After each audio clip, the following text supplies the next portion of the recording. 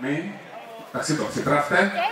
A než si to pánové nachystají, tak já už si nachystám přivítání našich přátel. Jedinou ženu. Ano, skutečně, je to tak. Je tady paní Jana Vargová.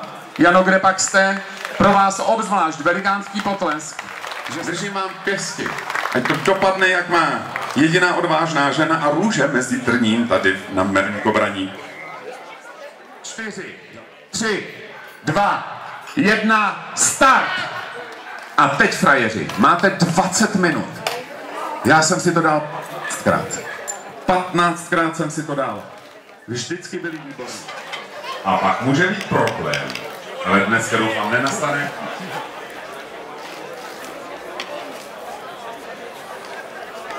Máme 5 minut. Posledních 5 minut, jo? Ne. Už jedí 5 minut.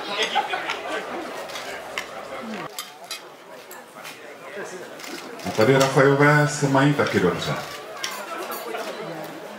No, uvidíme. Je to napínavější. Je to jasné, dámy a pánové, naprosto strhující souboj teďka ve finále. Úžasný to bylo, protože pan Miroslav Antoš si to nenechal vzít. Fakt, že nenechal. My tady v Miroslavi máme úplně novýho krále.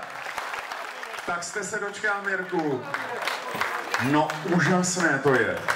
A i pro vás ceny pro letošního krále. Miroslava Antoše. Už několikrát tady v Miroslavi při soutěži Knedlíkový král stanul na stupních vítězů. Už několikrát atakoval příčku krále. Až v roce 2015 se mu to konečně podařilo. Miroslav Antoš.